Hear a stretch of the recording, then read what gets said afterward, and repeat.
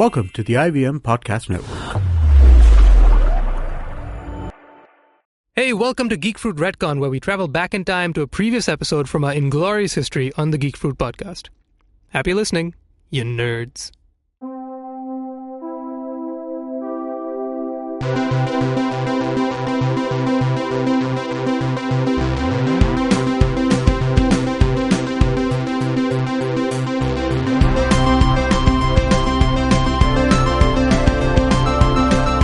You're listening to Geek Fruit with me, Tejas, and Dinkar. Hi, Dinkar. Hello. Okay, cool. So, hi, welcome back. First of all, you've been away for a few episodes. Thank you back. But your presence has been felt.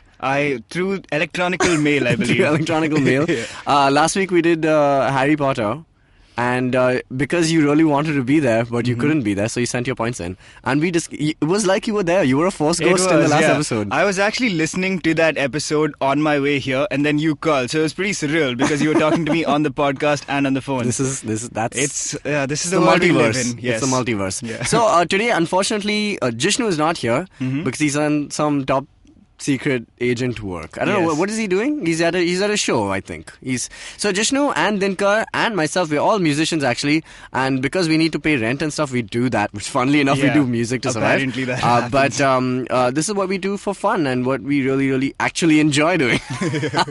No, but so he's away in Chennai right now playing a show. And Bangalore, he's going to be in Bangalore. So he's gone for a couple of days, but he'll be back next week. So he unfortunately does not get to talk about this week's episode, which is... But we have an adequate replacement for him. Yep. If you guys can see it, this is so strange because we're also doing this on Facebook Live today. So you can catch that every week, hopefully, whenever we do the episode live on the day of the recording, you can catch the first 10 minutes. Like if you are on Facebook Live right now, there's a Spider-Man soft toy, which I scored from Delhi. And he's here with us today, fittingly, because it's about soft toys. It's about Spider-Man. The episode's about Spider-Man, and we're going to be talking about the relevancy of Spider-Man. But before that, let's talk about this. Okay, so we're doing some articles with Vox Pop. Vox Pop is a brand, they sell lots of cool clothing and merch. Yes. Yeah, and the cool thing is that they also really care about superhero stuff, and they care about the products that they do. They care about the characters and the stories. So they also have a parallel kind of blog on their website, which now Geek Fruit is also kind of contributing to. So the first sheep was you. you wrote for I did. Yeah. So for September we're doing Marvel an article every week. Yeah. Yes. I think and this month is Marvel month. In a bit we're going to also have Siddhant Mehta, who is actually our ex-producer for this podcast. Yeah. He also, I think he's the editor of the blog also, so he's kind of the person who put us in touch. So he's also going to talk about it. But tell us about the article and what you wrote about, because I think it's quite fitting to today's episode. It does. It kind of works because I wrote about legacy characters, which is basically when, especially for superheroes, the person behind the mask is replaced. Yeah. So this is something we've been talking about in the last couple of episodes. Yeah, also. It keeps coming up nowadays. It's a weird thing, and I'll bring up this point right now because I usually I've been quoting the Stan Lee thing for a while. Actually, not even quoting. I've just been paraphrasing. But basically, he said, I've spoken about this earlier, that he's you guys are replacing these characters with new identities behind them. So, for example, Miles Morales is somebody who's, become famous in the last 10 years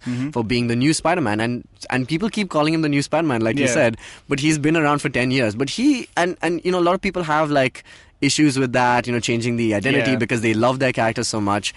So his only thing was he's like, yeah, listen, I don't have a problem with that, but why don't you just go and make new heroes? A new guy, yeah. Make new heroes. If you guys really like your characters to have certain, diversity things, or whether it's just a character or issues that are relevant to today's generation, which could not be relevant, because Spider-Man is such a it started off in the 60s because that's when comic books became attractive to teenagers at that point. Because there was nothing else. There was westerns in comic books. But in this age, there's so many different things, and there's so many different issues that a teenager or somebody can grow up with. That sometimes these people won't be as appropriate anymore, and maybe you need to have a Rocket Raccoon or a Deadpool to kind of speak about those things. Even out the world. Exactly. So that was his only point. He's like, just make new characters. So that's what you kind of wrote about. That is what they also. should do. I think that is where the conflict between authors and publishers come in. Ooh, Because that's a good point. it's not Stan Lee who's running stuff anymore. And clearly him and a lot of other authors think the same thing. I'm Yeah. sure like everyone who's writing comic books today, they're like, I have some ideas. Yeah. Like I've got a great superhero called Tarantula Dude and he's amazing. But Marvel's like, yes, but we already have Spider-Man. So you can make your guy Spider-Man. Yeah. And Well, that is definitely one issue. But like, I mean, here's the other thing though, man. Dinkar, like, comic books have issues. this is true. Comic books have issues. As do I. Send help. Yeah. So my only thing is that, you know, like, I always used to like think about okay, so like how Joss Whedon is a director and like he got to write like a lot of X-Men and stuff towards the early 2000s, astonishing X-Men and stuff he wrote. And I always figured that, you know, if I ever become a popular enough director at the time that I really wanted to be a director, or somebody like even Gerard Way, the guy who's the frontman for My Chemical Romance, has written a lot of Spider-Man because he's just a big fan. And I always figured that, if I ever become a big enough like public figure, this is just funny. But I would always have the opportunity to maybe, you know, write a comic book of a character that I really like. And just because I'm a nerd and, you know, if this is the kind of community that we operate in. That is true. But that's also because of the rules we've established, where it's like The Simpsons, where you want to guest star on The Simpsons. Yeah. The same way you want to write a comic book, an existing character. But exactly, because I still think like I have like amazing ideas for where, you know, we could take like Spider-Man or Batman. For like, I thought more about Batman. We've all thought about Batman. Exactly, right? Like I've always wanted to make I've always wanted to be Batman, like voice Batman in like an animated version of it. But yeah, man, like, so I'd always like want the chance to be able to write for that. So it's not impossible to think that these artists, the new breed of artists, they already want to write for characters, like, because I'm sure they've thought of stuff like they've read like 75 years of Batman, so like, yeah, but nobody's thought of this. But do you think like everything has been told already? Like all the stories have been told? No, I think there's a million stories around, and there's always interesting ways to tell new stories. Yeah. It's just, I guess, I mean, so there's good and bad parts to it. It's just, sometimes it gets really confusing, man. Like, do you remember the first moment when you're talking about the Flash to someone and they go like, yes, but what about the other Flash? And well, because that's what happened to me. And I was like, what does that even mean? Like, why would there be two Flashes? Yeah, but there are many Flashes. Yeah, there's so many Flashes. This is the problem and the beauty of the multiverse. Okay, so we're gonna take a short break. Don't forget that if you have any thoughts on the same thing, you can write to us at contact geekfruit@gmail.com. You can also go to our website, which is geekfruit.in. Yeah, .in. And also you can find us on Facebook, where you might be watching this Facebook Live. And you can catch it at Geekfruit HQ, which is on Facebook, Twitter, Instagram, etc. Yes. So yeah, find us there, and we'll be right back, and we'll talk about Spider-Man. Long, long ago, not in Bethlehem, but in a place nearby, there was a wonderful birth of a huge show, which I like to call Cyrus Says. A show that encapsulates everything in human history, from the first Homo sapien to the last Homo sapien, who's traversed the entire world and then come back to India. This is a show which tells you everything about everything. If you want to know, avoid Google, come to us. It's called Cyrus Says. Get new episodes every Monday on the IVM podcast app or wherever you get your podcasts on. You get one banana water free with every podcast. Right, I'll just check that. Cool, we're back. We're talking about Spider-Man, and we are joined by Siddhant Mehta. Hi. Hi. Hey, thanks for being here, man. Thank you for letting me be on the mic this time. Yeah, so just a quick intro about you. Yeah. Me, what do I do? Well, up until recently, I was a podcast producer. For this very podcast, I believe. I think so. Okay, when I said intro, I was about to start, and then you did, so I was like, let me do that. It's fine. I can intro myself. And then I write for Vox Pop. I'm the editor of the we Vox spoke Pop about blog. that just before this. Yeah, so these guys contribute heavily to that blog as well. And, of course, I have my own podcast with my two friends, Karan and Suyash, called The Adventures of Cheap Beer. Also on this network. Yeah. And we have been doing some good shit. Yeah, good stuff. Yeah. But I like it. We're here to talk about Spider-Man. Yeah, so it's funny. I was telling Dinkar. So basically, last week technically was your last episode producing for us. Exactly. And while you have done some amazing work behind the scenes, exactly. You said, we said, why don't you just be on the last episode? And we asked you what topic you want to talk about, and you were like, let's talk about Spider-Man, because nobody's talking about Spider-Man. Yeah. So why do you feel that, first of all? Why do you, because Spider-Man is still a thing. Like, Spider-Man is still a thing, but relevancy is a key issue that I think we should discuss. To be fair, the entire reason why I picked Spider-Man was not just because I wanted to say that no one's talking about Spider-Man, but because Tejas Menon is secretly the biggest Spider-Man fan of all time. I was. He's just in a box, guys. You're not letting him have his moment in the sun. Well, I did bring us Spider-Man software today. He did. I was waiting for this to happen. Before I was a producer on this show, even I would call him like every 2 weeks, going, Tejas Menon, I want to be on your show so that we can talk about Spider-Man. I can bully you about it. And he'd be like, oh, well, I'll think about it. Well, actually, that's a good point, though. Yeah. Why we said we'd even think about it is because Spider-Man was just not a thing. In the last, how it has, how it's been, guys. Yeah. Sure it's been hard to be a Spider-Man fan, to be very honest. And even while growing up, I still love Spider-Man. He was my number one hero, like, all time. Until, I started reading Batman and then, Batman. Guys, Batman. Shouldn't switch allegiances like that. It's not an allegiance thing. It's just that, for Marvel, Spider-Man is always going to be my favorite. For DC, it is Batman. I mean, I think it's also because, so growing up in the 90s, and just tell me if this is true for all of us, and I think it is, it's just that, we have all the same issues, which is why it was relevant back in the 60s. A lot of teenagers were into Spider-Man because suddenly teenagers were into comic books. So Stan Lee said, hey, let's do something that is relevant to them. So what is really great about Spider-Man is not the fact that he has powers. It's never been about that. It's about the fact that he is broke, or that he has troubles with women, or that he has he has midlife crisis at the age of 20 something. So so that really made more sense growing up. And even though the animated series really kind of gets everybody into it, like the 90s one, which is so great, everyone kind of got into Spider-Man because of that. But you stay because Peter Parker is the real character that you enjoy, and which is why I kind of got into it. Then later on, Tobey Maguire happened, and while I still love those movies as a kid, as an adult now I look back on them and I'm just like, yeah, that's not really Peter Parker.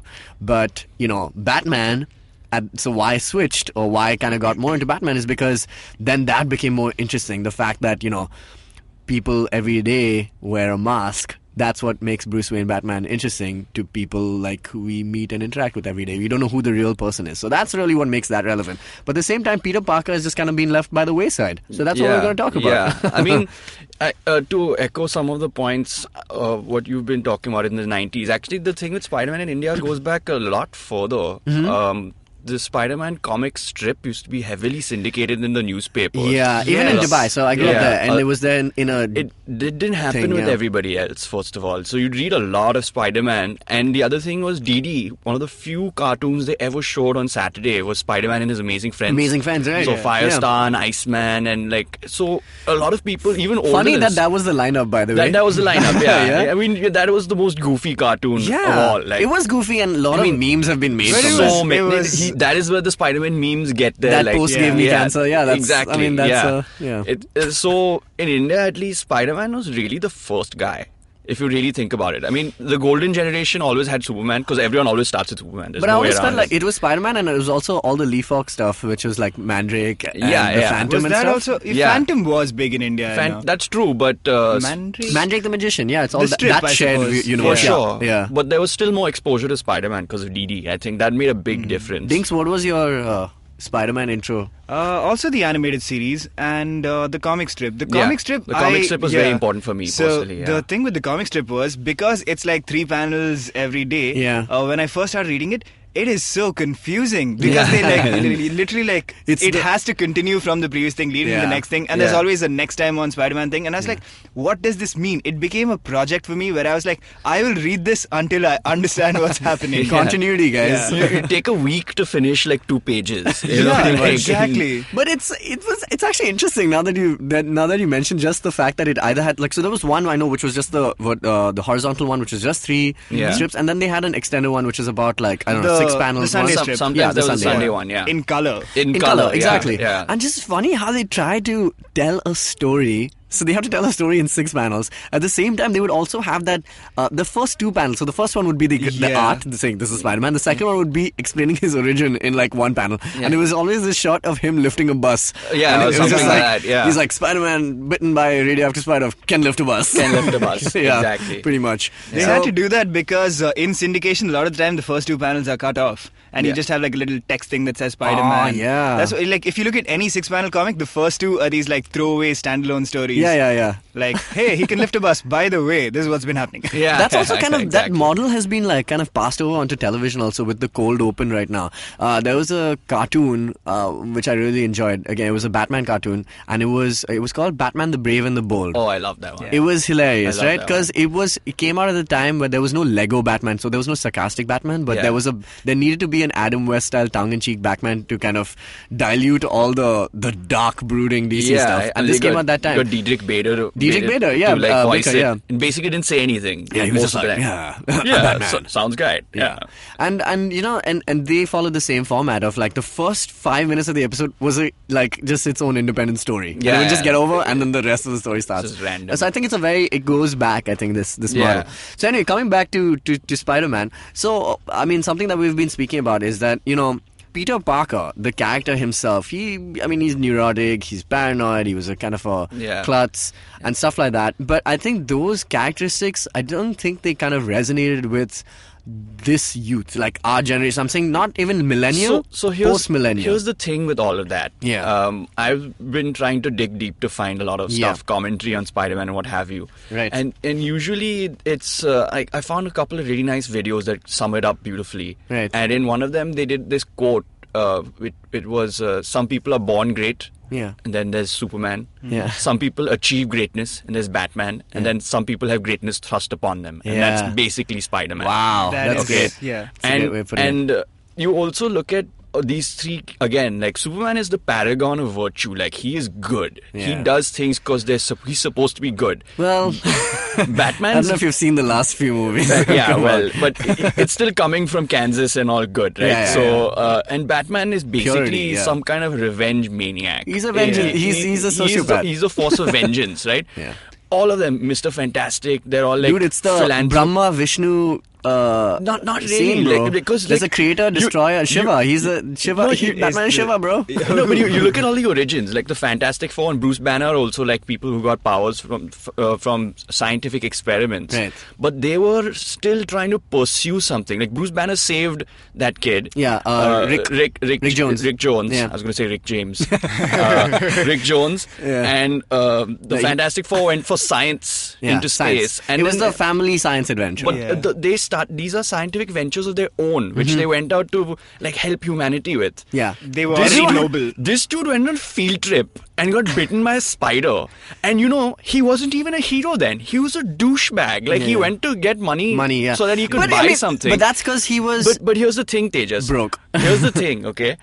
He gets his power because he ignores an obviously bad situation. Yeah. And Spider-Man's only driving force is regret. guilt. It's regret and guilt. Yeah, of course. Like, which superhero deals with his like source of sort of inspiration is guilt? So let's take that. Now, if you take the pattern of which like comic book heroes have kind of emerged, yes, there was Superman, who in the beginning was like, oh, cool, I'm Superman. Yeah. But I mean, it's if you actually take apart Superman and you see that he was sent to Earth because his planet exploded. Yeah. Came to Earth and he realized he had powers. So he also had a responsibility. I mean, so I'm but not his gonna. parents gave him that. Yeah. So he was kind of raised. This one lost a parent to get it. Yeah, like, pretty much.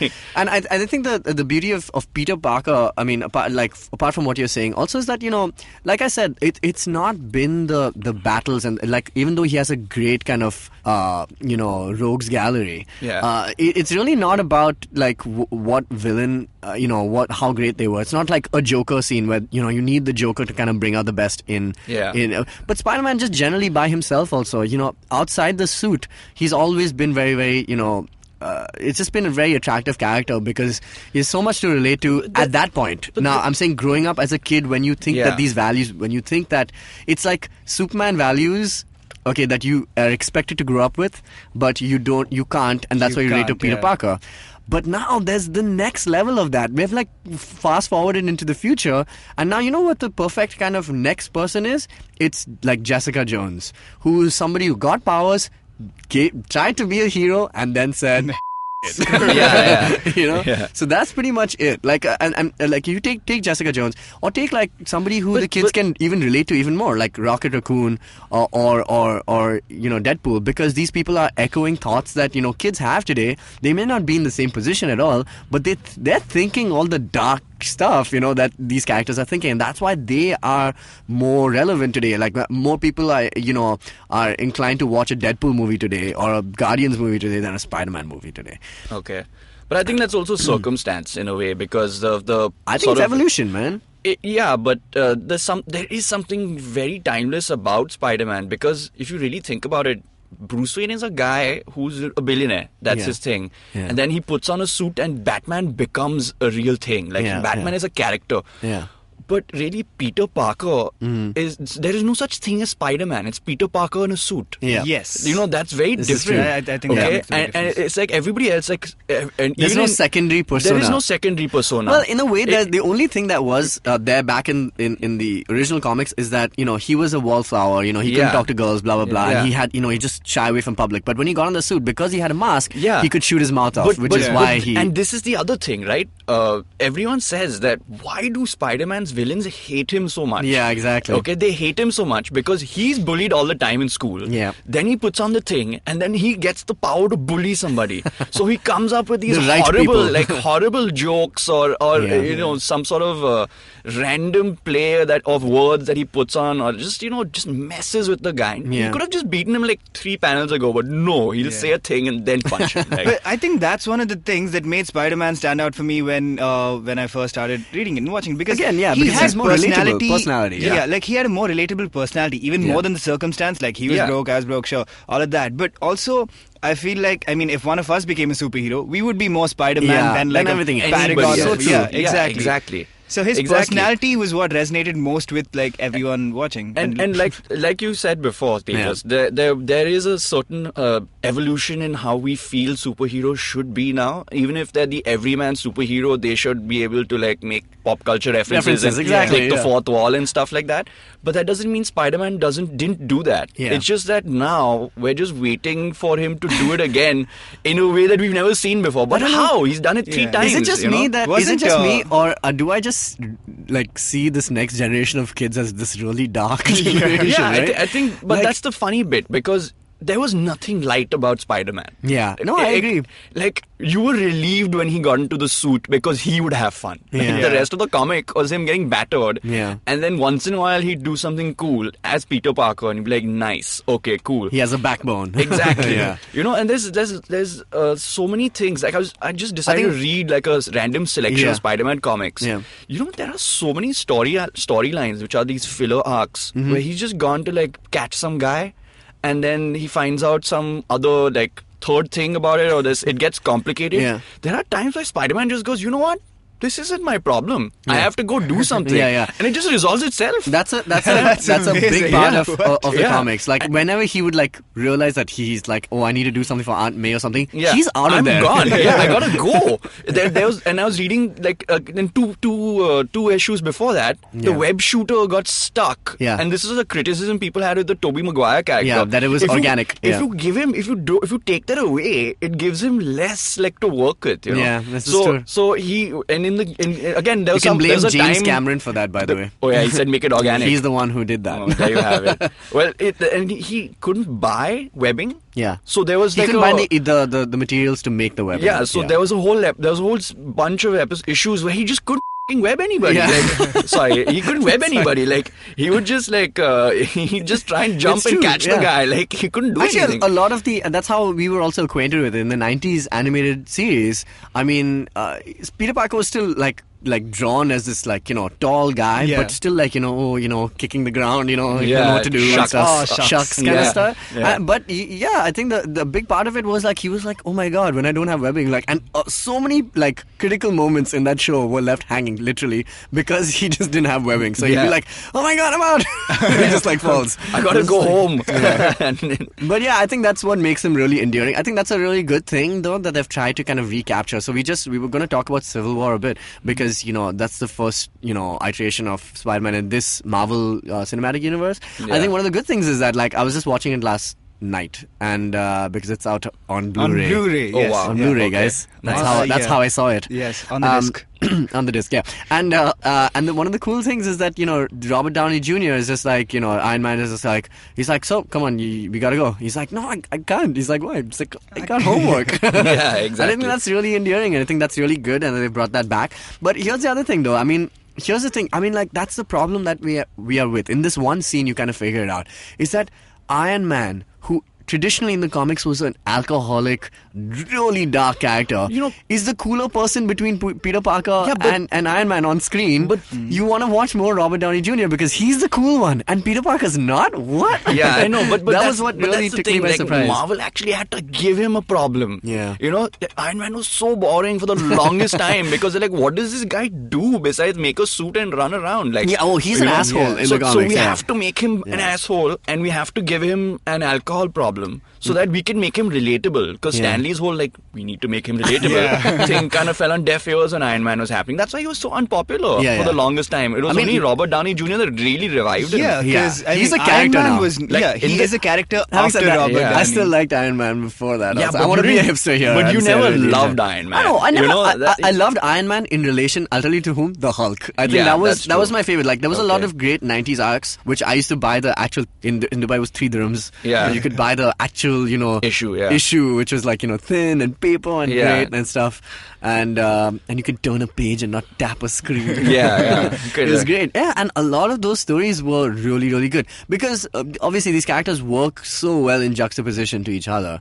I mean, here you have Iron Man, who's a billionaire, smart genius, and then you have Hulk, who's an idiot, but it's just like working on instinct. So I think those comics really worked well for me, and I like that he was a bit of a douche because then you need a douche in the canon to basically make Peter Parker a great addition to the Avengers. And I don't know, when did Spider-Man join the Avengers? I'm not really sure. You know what it was? It was basically an afterthought. Yeah. Like, they just didn't have enough people. They're like, I think, no, this is my point. The Avengers, this happened in the comics. pretty late. Very late. Because he's not considered an A-grade hero because his powers are so limited. He'll be the first to tell you, shit, okay, I need to call the Fantastic Four here. I'm going. I'm not going to be able to handle this. In fact, Fantastic Four is where he first tried to sell his powers. He's just like, and they took him for a while, right? In the middle as well. Paper bag on his head. Yeah, exactly. But again, he's always a stand-in. He's always like a second thought because he's a child to everybody in the Marvel universe knows he's a child. Which is why. So here's the other thing, though, I really like about Spider-Man is that I didn't enjoy his high school stuff as much as I liked the fact when he becomes a teacher. And like this is his post-college kind of phase, and he's a freelance photographer at the same time he's teaching at ESU. And I think those are my favorite story arcs. Like this is post-Secret Wars, post-Ben Reilly, all the Clone Saga, everything. My God, the Clone because Saga. all the stuff that is pre-Civil War is some of the best, like my favorite Spider-Man, because here's why. Cause he's still broke, still doesn't know what to do, but he's like married to like a supermodel, which is Mary Jane. So he's got something going. He's got something going, and he's got like support, like from some people know what his identity is. I think that's a point of time just before Civil War. He's like interning at like Stark Tower, and some of the best stories are there because Peter Parker is at his prime, like where he can use his intelligence the most. Like he's the most useful. Then he still has problems, but he's the most useful, and that's great. I love that. And that actually touches upon why he's not so relevant anymore, because every character has to evolve, right? I mean, you're showing, okay, the Hulk doesn't have to evolve in the sense that Bruce Banner just runs away from everything all the time. Well, the Hulk did evolve also. Yeah, but that got He boring. became smart. The Planet Hulk stuff was great, though. That's different. Yeah. See, that's different. You sent him out of space now. That's totally different. He came back too. Yeah. But if you look at if you look at Spider-Man, he had to go from school to college to work to married life. Now, what do you do after that? Like what? Midlife crisis. He did have a midlife crisis. I know, but it just doesn't work because now he's 40 and everyone else is 15 still, like reading his stuff. Yeah. So you constantly have to reboot him. He's only good for that 10, 15 year stage in life where you're a young adult. Anything more than that, he becomes irrelevant or difficult to like connect with. So I'll tell you what. So let's take a break, and when we come back, we'll talk about all the different iterations of Spider-Man, how Marvel Comics has tried to salvage the personality, the character Peter Parker, and give the identity to some more people. So we'll take a break, and we'll be right back. What's the best new restaurant in town? Which bar sucked? What's the worst new Hindi film? What's the most obscure thing to do on the weekend? And what's the most interesting new walking tour? If you want to know how to make the most of Bombay, listen to the Podcast by thedailypow.com. We are Pronuti, Amit, and Purva. We're your guide to what to do, see, and eat in the city. You can find new episodes of the Podcast every Monday on the IVM Podcast app or any other podcasting app that you prefer, and on thedailypow.com. Cool, we're back. So, in school, I was made fun of for reading Spider-Man, by the way. What? Why? Yeah, because I think this is... I was reading comics before the movie came out, right? Yeah. And I think the movie was the first, like, big mainstream version that everybody kind of got onto. Yeah. And so everybody used to make fun of him, especially this one guy, Ashish. I remember Screw that guy. you, Ashish. But no, he loves comic books now, which is why that sucks. You're Because cool, I- Ashish. Yeah, no, and I won't name his. But really, because like he used to be like, "Tejas man, why you like man?" It's He has a very interesting way of bullying people. Not complete sentences. Yeah, just murmuring. Like it's amazing you got It's like, that. wow, that makes so much sense. No. But like, yeah, and again, another reason for why I like Spider-Man. Yeah, you got your nerd points for defending that, for Yeah, sure. and also just Confessions on a Dance Floor by Madonna. Justin Timberlake's Justified. I did defend a lot of stuff in You school. did, yeah. And you know what? I came out on top in the end. You did. You did. Yeah. Yeah. Just saying. Like Peter Parker might at one point in his life. We'll never know. So here's the thing. So let's talk about that. How has Marvel Comics addressed this whole dip? You're saying there was a general dip in sales. So it's not Spider-Man is still their main, like one of their flagship titles. Yeah. But from having 6 issues, which was like Spectacular Spider-Man, Superior Spider-Man, Ultimate Spider-Man, they had The Amazing Spider-Man still The going. Amazing Spider-Man. Yeah, the Amazing Spider-Man's obviously still going on. But now they only have 2. Yeah. They have Amazing and they have Spidey. Okay, and here's the thing. Right. Amazing Spider-Man rebooted, so they went like from 700 back to 1. Oh my Okay. God. So, but all of them did. Wait, And what all is Amazing on now? Is that the Morales version? No. It It is. So both of them exist now. So But they're both there. let's just catch That's everybody so, up. Wait, which is which? This is the problem thing? again. Okay. There's too much stuff going on. So Yeah. this is my understanding of it, and I'll just hopefully put everything in place. Okay. So Spider-Man was going really well. Okay. Yeah. Okay. Into the Yay. 2000s, into the aughties, whatever. Yeah. And that's when they started they launched the whole Ultimates. Line, right? So Ultimates was a separate universe. It was different. That Spider-Man, Uncle Ben was, alive and kicking, and he had a ponytail and he was cool. And then he obviously dies.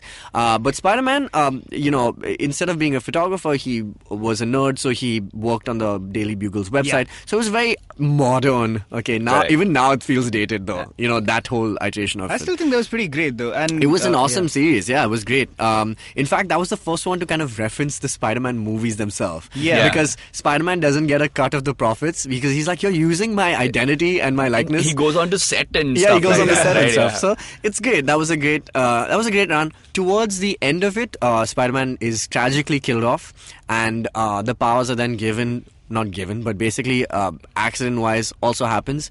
Miles Morales is now Spider-Man, all right? So he's got the black suit, he's also black, and he's Hispanic, and he's gay. Yeah. And so it's a bunch of stuff all in him. It's the perfect trifecta of inclusion that Marvel of has diversity, found. right? Latino, black, and homosexual. But Is I'm there sure anything else we could have? Yeah. No, but you know what? So that's what everyone's criticism was, mine included. I was like, why everything?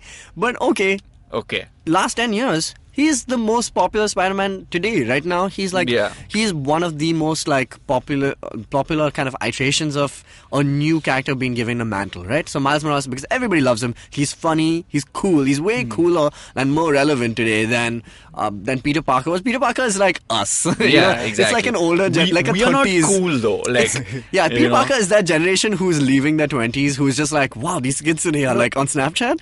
That's Peter Parker. Yeah, Miles Morales is on Snapchat. He's also from a time where being a nerd was not cool. Yeah. Like now being a nerd is cool. It's cool. So he is us. Yeah, he's basically us. He's basically us. Because, he's more us than everybody else. Yeah. Because even the 60s, 70s, 80s, I'd say, so up till the 80s. Yeah. Everybody else is now like old and they don't care anymore. Yeah, like, they don't care. They're all 40s, in their 40s, and they're like, oh yeah, we're Spider-Man, but now we have jobs and kids. Yeah. But our generation, which was born in the 80s, grew up in the 90s, millennials, I'd say, are just like pretty much him, because we're like, wow, we've seen like the weirdest part of the world change, which is like go from analog to digital. We also were nerds, and that was not appreciated. Now we're running a company which has nerds, make stuff, and that's cool now. So so it's very much us. At the same time, we're now in that stage of life where it's just like, oh, we need to be finding jobs. And pretty much where Peter Parker is. But at the same time, Miles Morales, very cool, very hip. A lot of people love him. Kind of resurrected the Spider-Man franchise in many ways. Kind of gave it a new breath of life. He's the amazing Spider-Man, and Peter Parker is his like sensei. Not exactly. Peter Parker came back later in the Ultimate Comics run itself, right? No. Okay, so here's the other thing. So then, meanwhile, in the Amazing Spider-Man, bunch of stuff happened. Spider-Man is still Spider-Man, but what happened was there was this writer who's still writing for Spider-Man. His name is Dan Slott. You said it. So Dan Slott. Okay, so Dan Slott did this one really, really critically kind of hated arc, which was called Superior Spider-Man, where basically Spider-Man gets cancer and he's about to die. And so Doc Ock has cancer, right? And basically there's a Freaky Friday sitch that goes down, and Doc Ock becomes Spider-Man, and like his brain, the most twisted way he could think of to defeat Peter Parker. Bad. Yeah, he becomes Spider-Man, and when he becomes Spider-Man, he's placed in the body of Peter Parker, and he's like, he is Spider-Man, he suddenly gets a new sense of like responsibility, and he gets morals and ethics and values. Yeah, I think it was he decided he would be a better Spider-Man just to prove Spider-Man wrong. Kind of, exactly. Which is why he decided his ego again. Yeah. So Superior Spider-Man. It's kind of like Kraven's like whole arc, but now the modern version of Kraven the Hunter, which is that I can be better than you, but he realizes he can't. So anyway, Superior Spider-Man is Spider-Man right now. Was Spider-Man until basically Spider-Verse happened. So Spider-Verse was the crossover event for just Spider-Man to happen, and it's actually a really cool storyline, which unfortunately I didn't finish, which now because we're doing this episode I've really gotten into it. But basically it starts off with Earth, I don't know, 615 or something like that, where Peter Parker, I don't know if you remember this, there was a standalone issue called 1603. Was it? 1603. I remember which that. is basically the Marvel universe set in like the Victorian era, like this medieval era. The discovery of America era. Yeah. Oh, yeah. Is it that? It was, sorry. It was that. They meet a Native American called Rojas. Yeah, okay. Oh, my God. Yeah. So basically, he's Peter Parker, and he's just a squire.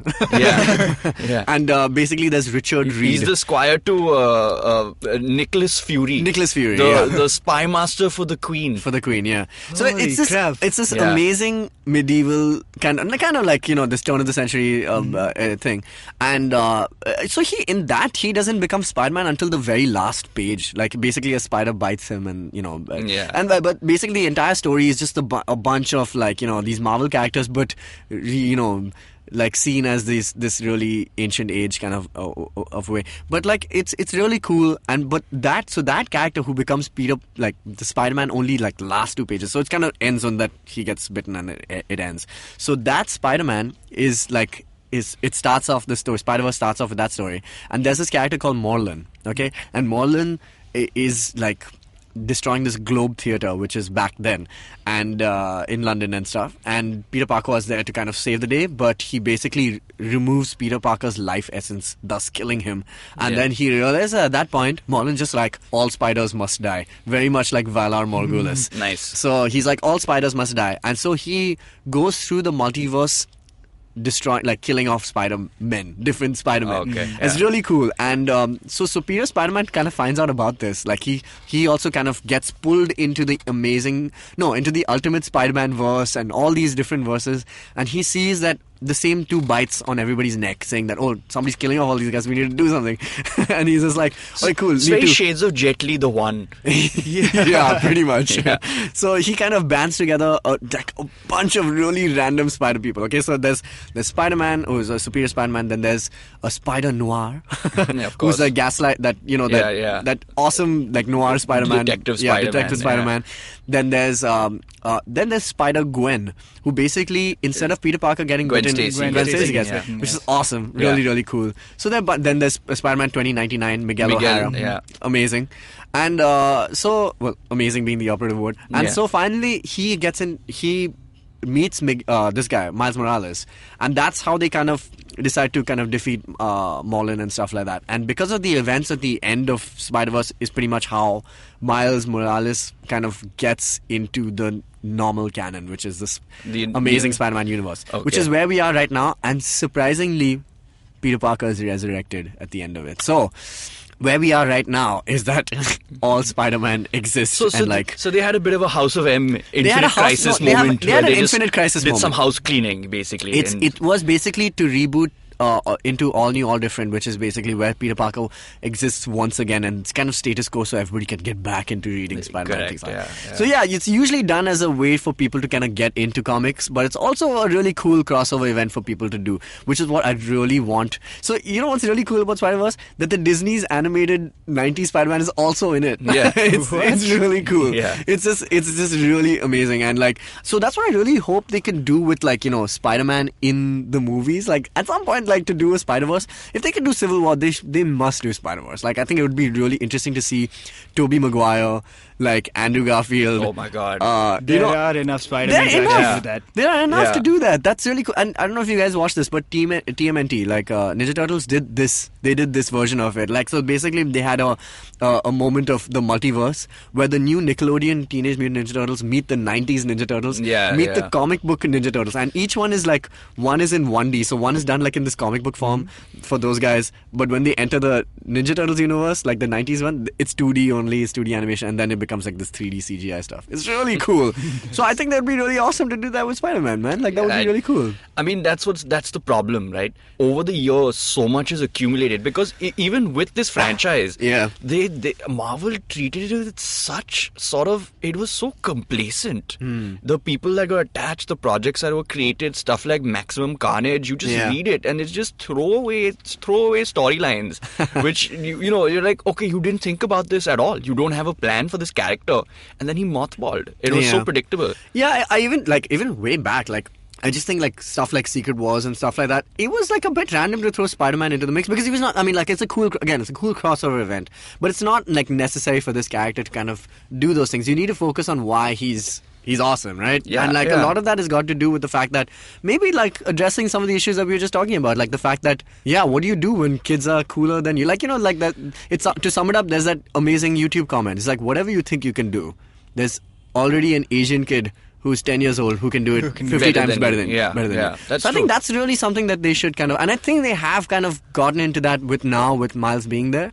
So I think that's where they're at currently. I think the other thing with Spider-Man, which they can bring in, I don't know if they'll do this in Homecoming, because I don't know how light or like cheerful they want it to be. But what makes Spider-Man very interesting again is the dramatic elements of this show. The darkness of it, are just heartbreaking. I mean, one of the biggest moments in comic book history is Gwen Stacy dying. I think that's defined most of his life post that. And it changed comics. Like, that's what they say the Silver Age begins when she dies. And when the Flash breaks the dimension. It meets Jay Garrick. So that's when you realize that heroes are fallible. And they've been very afraid of showing people lose in the movies so far.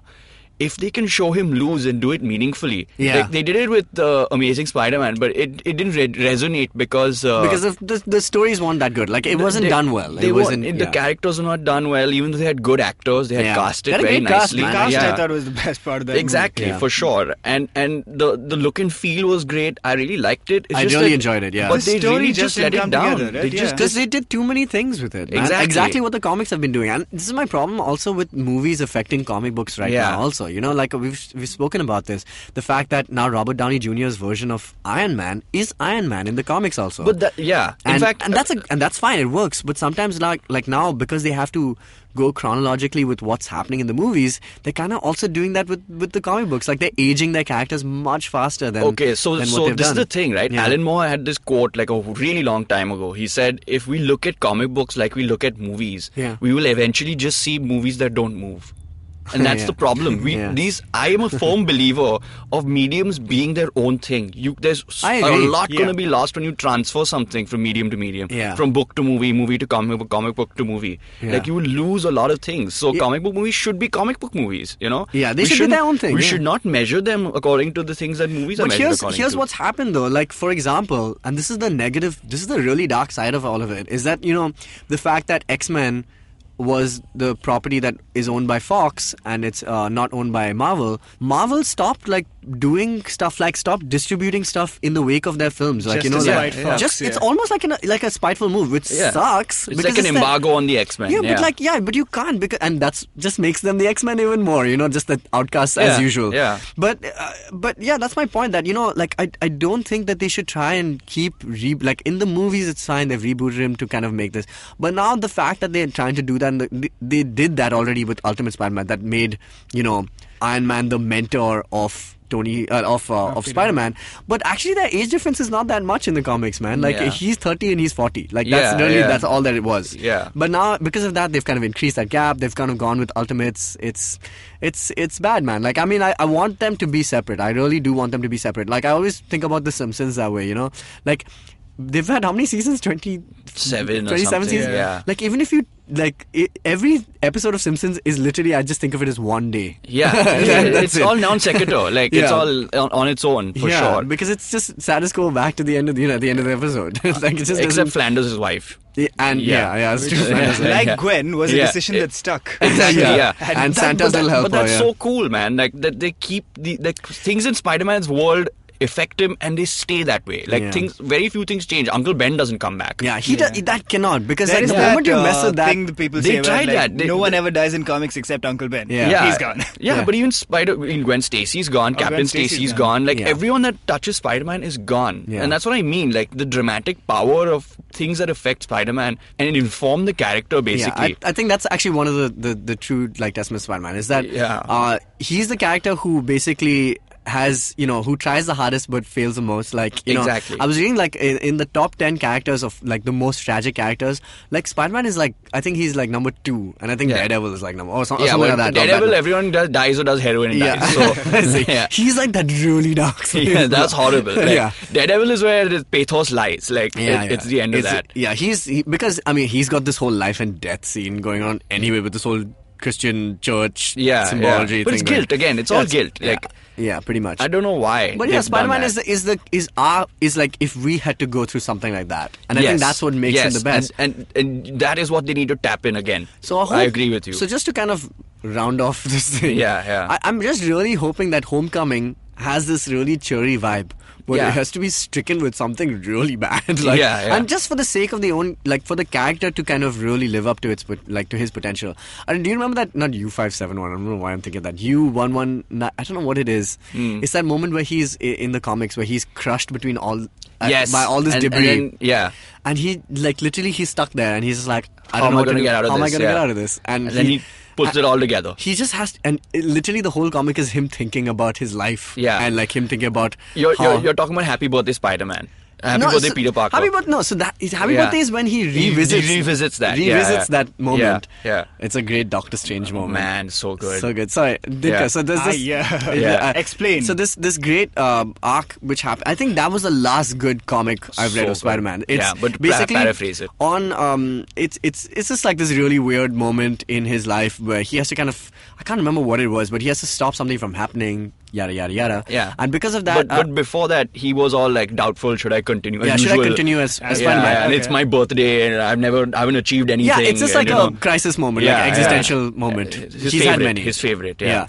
And Doctor Strange kind of puts him in this like moment where he goes back and relives every single tragedy, every single moment that he's had in and his all the big fights life. he wins, to be fair. Yeah. So everything. And he revisits this thing called U-119 or something. I can't remember what it is. But like basically where I think it's a Doc Ock arc only. And like he's trapped on this huge amounts of debris. And in that comic itself, he's just like thinking about his life, thinking about, Uncle Ben, what we do. And just with the sheer will of his like character, he lifts this impossible amount, which like even though apparently like, even the Hulk and all like would struggle with. But Spider-Man lifts that. So it's just like basically it's just amazing that moment that he's like I can do this. Like it's just like a kid kind of getting through exams or something, And Doctor Strange is like the teacher at the end giving him the gold star, which is basically like, oh, you fixed the time continuity, you're amazing. By the way, there's a present for you on the terrace, and he gets like 5 minutes to talk to Uncle Ben. Talk to Uncle Ben. Yeah, which is great. Yeah, that's also great. And moment. how is that? It was cool. Is it a little awkward? It was really normal. Like it's pretty normal. Yeah, it's as normal as it It's is. like he asked the questions that he would want. He wanted to tell him what he has been doing, and that exactly. Like, it's this just is what you missed in my life. It was so cool. Like it's like because he died because of him. Does he tell him that he died because of him? I don't think he doesn't mention it, but Uncle Ben kind of knows, obviously, right? Because he can see all of it. He's Force Ghost Uncle Ben. And he tells him like, dude, like repentance, like penitence is what I've done, and this is my. Yeah. This is the thing. This is the thing with Spider-Man. It's great. I think that at the end of this, all of this, what we need to remember is that Peter Parker is always going to be a teenager figuring out what a superhero is. Yeah. And we are that person. We do not have this inner drive to become superheroes. So the Jessica Jones, the Luke Cages of this world, their discovery thing, it is a Spider-Man thing. Yeah. It is Spider-Man. That's the one that started it. Yeah, exactly. Sure, yeah. And if we do that all over again, I cannot see why people won't love it all over again. Yeah, I think Spider-Man deserves so much. It's so true of his character. He just deserves so much more, and he just doesn't get it. He's number 3 on the list after Superman and Batman. But dude, he's the guy. He's the man that Marvel really have. He carried them for so many years. Yeah, he literally saved them from like bankruptcy. Exactly. So I would love to see him back. I would love to see him kicking ass. I would love to see people love him all over again. And since we've cast also a really young guy in Tom Holland, we could see this character on screen for quite a long while. time. That's really the plan. And that's probably the plan, for Phase 4. I mean, like, you can't keep having, like, Robert Downey Jr. and all these guys. So, I think it's going to be Spider-Man who's... So, what are you guys hoping to see in Homecoming? Yeah, so I definitely think that the... So the good thing is we've skipped the origin story. Yeah, that's great. Like, there's no Uncle Ben dying all over We don't again. need it. Unless they do it in flashbacks. Flashbacks on there. I think they've decided to skip it, and that's a good call because we all know. We know, man. Yeah. We got you, bro. Yeah, if it's like just want to tell Spider-Man, we know, man. We understand. Yeah. But yeah, man, I'd really like to see. I'd really like to see the whole the Gwen Stacy thing done properly. Even though we have seen it, they're probably gonna go directly to Mary Jane, which is strange because in the comics she didn't appear for like for a few years. Yeah. In college, I think. Yeah, when he was in college, right? Yeah. So I think that's going to be strange, but let's see what happens. I think because it's back in Marvel's hands and they know the character best, let's see what they can do with it. But I'd really like to see them take on like some of the better arcs, like doing stuff like I mean, I hope they do Spider-Verse just for my own pleasure. Like, I don't think that's that would be awesome. Yeah, but maybe they do it as like a Funny or Die video. No. Like one of the Thor videos that came out. But this is the thing with Homecoming, right? It's just so much open potential now. There's that moment where, like, I think we guys have discussed this before, where he meets Captain America and they're like, hey, kid, where you from?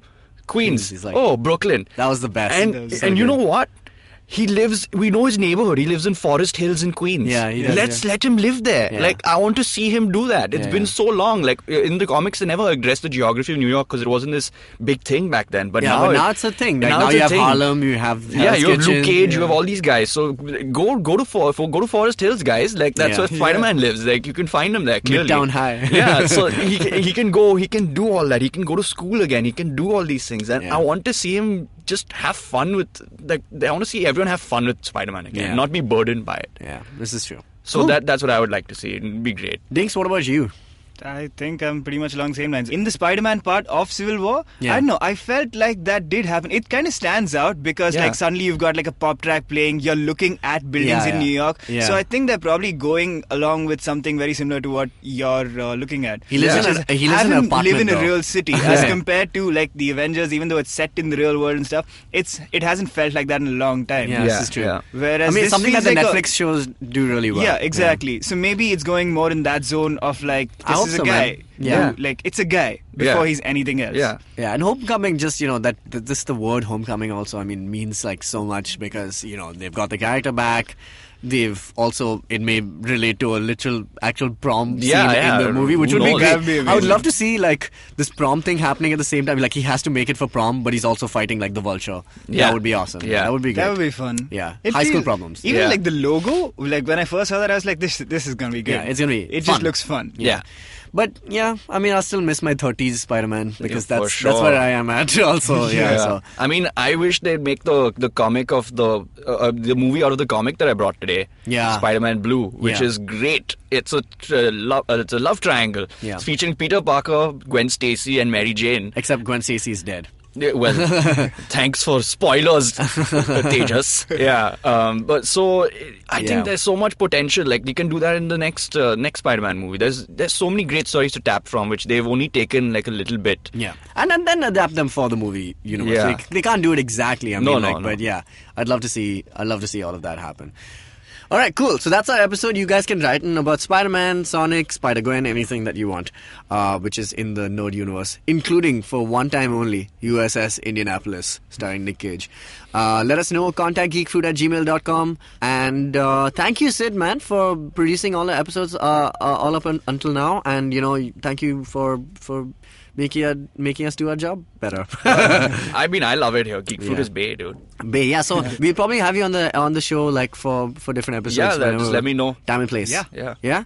Cool. Thanks, Dinks. And we will see you guys next week with another episode. I don't know what about, but we'll figure it out. That. Yeah. Bye. Bye.